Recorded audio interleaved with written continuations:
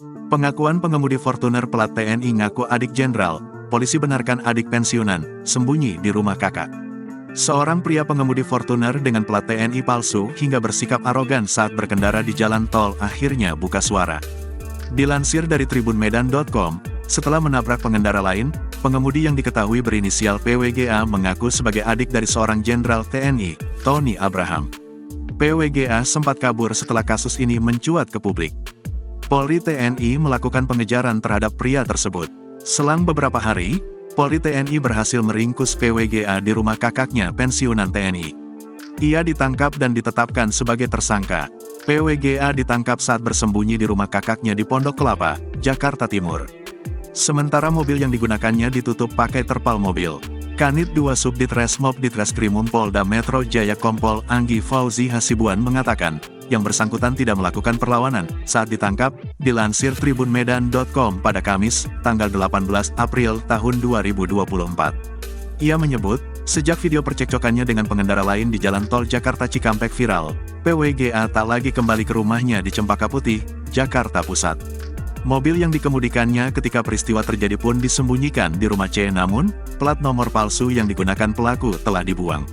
Kepada polisi, PWGA mengaku membuangnya di kawasan Lembang, Bandung. Anggi menjelaskan, PWGA memakai plat palsu TNI yang sebelumnya terdaftar atas nama kakaknya, T, yang merupakan pensiunan TNI. Setelah mengetahui video arogansi PWGA viral, kakak pelaku memintanya untuk membuang plat nomor tersebut. Dia memastikan, pelaku bukan prajurit TNI, melainkan sipil.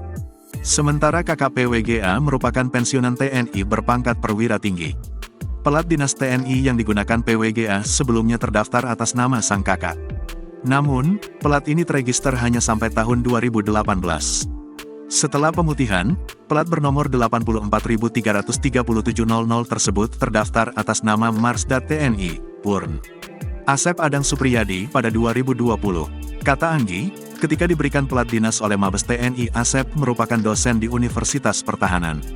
Kepada polisi, PWGA mengaku telah menggunakan plat palsu sejak 2023. Kini, polisi menetapkan PWGA sebagai tersangka. Pelaku disangkakan dengan pasal 263 Kitab Undang-Undang Hukum Pidana, KUHP, tentang pemalsuan surat.